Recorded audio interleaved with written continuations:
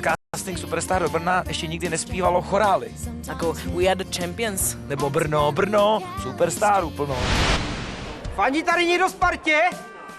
Nikdo. Jediný Spartan, no jo. Spartané! Spartan! Odkud seš? Z Veselí nad Moravou. Tak tam přistaň. Ty jsi z Kama, že jsou tak smělí, co?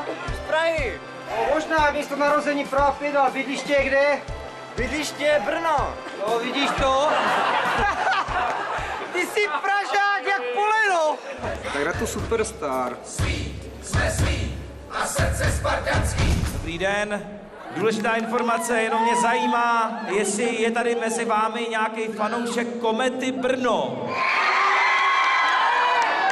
Co ta šála? Ta šála, to je šála Brna.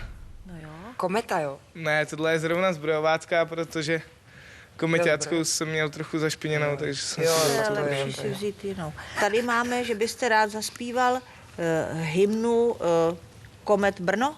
Komety Brno, ano. Tak jo. Haloute mě bubny duní, stoupá píseň houpavá. Cesta zpátky na výsluní bývá často zdlouhavá. Navzdor všem, co se nám smálí, klíčí sláva stoletá. Vzhůru modro-bílé šály, vzhůru Brno kometa. Môžem sa opýtať, že jak si stoja v tabulke tento manšaft teraz momentálne? Štvrtí. Štvrtý. Vidíš, keby si nespieval na štadióne, tak mohli byť prvý. Ani Kometa nakonec do playoff nepostoupila, ale od sportu dál čeká nás růžové